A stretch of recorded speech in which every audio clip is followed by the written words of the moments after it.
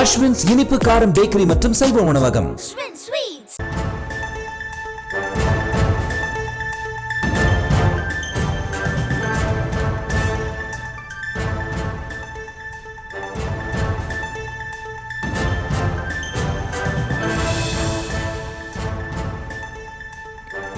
அண்மை செய்தியாக பார்த்து வருகிறோம்.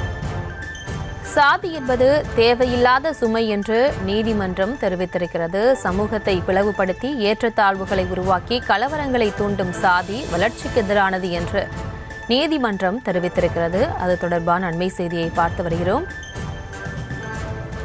சாதி என்பது தேவையில்லாத சுமை என்று சென்னை உயர்நீதிமன்றம் கருத்து தெரிவித்திருக்கிறது.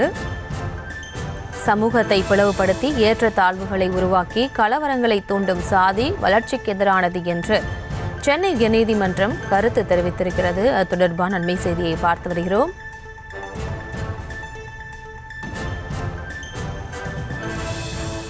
மேலும் விவரங்களோடு இணைகிறார் செய்தியாளர் மதியழகன். மதியழகன், வணக்கம். விவரங்களை வழங்கலாம்.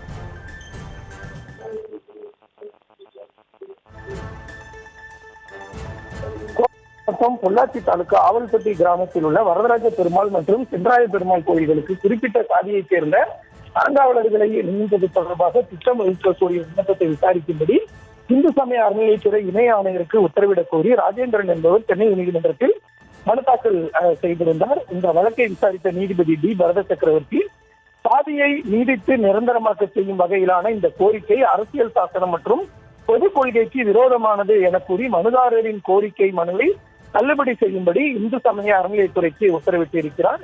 மேலும் அந்த உத்தரவில் சாதி ஒரு சமூக தீங்கு, சாதியில்லா சமுதாயம் நம் அரசியல் சாசனத்தின் இலக்கு, சாதியை நிரந்தரமாக்க செய்யும் எதையும் நீதிமன்றம் பரிசீலிக்காது எனவும் நீதிபதி தனது உத்தரவில் குறிப்பிட்டிருக்கிறார். சாதி என்பது கற்றுக்கொண்டதில் இருந்தோ வாழ்வில் செய்த செயல்களின் அடிப்படையில் முடிவு செய்யப்படுவதில்லை என குறிப்பிட்டுள்ள நீதிபதி பிறப்பால் வரும் இது பிறப்புக்கும் எல்லா உயிருக்கும் என்ற நெறிமுறைக்கு எதிராக உள்ளதாகவும் சமூகத்தை பிளவுபடுத்தி ஏற்றத்தாழ்வுகளை உருவாக்கி கலவரங்களை தூண்டும் சாதி வளர்ச்சிக்கு எதிரானது எனவும் உத்தரவில் குறிப்பிட்டிருக்கிறார். சாதி அடிப்படையில் எந்த பாரபட்சமும் இருக்கக்கூடாது, சாதியில்லா சமுதாயத்தை உருவாக்க வேண்டும் என்பதே அரசியல் சாசனத்தை வகுத்த தலைவர்களின் கனவாக இருந்துள்ளது என சுட்டிக்காட்டி இருக்கக்கூடிய நீதிபதி அரசியல் சாசனம் வகுத்து 75 ஆண்டுகள் கடந்த நிலையிலும் சாதி என்ற தேவையில்லாத சுமையை சமூகத்தில் உள்ள சில பிரிவினர் இன்னும் கீழே இருக்கவில்லை எனவும் காட்டமாக நீதிபதி குறிப்பிட்டிருக்கிறார். அறங்காவலர் பதவிக்கு பக்தி நம்பிக்கையுடன் ஆன்மீக அரசிந்தனைதான் அவசியம் எனவும் உத்தரவில் கூறிய நீதிபதி அதற்கு சாதி அல்ல எனவும் குறிப்பிட்டிருக்கிறார்.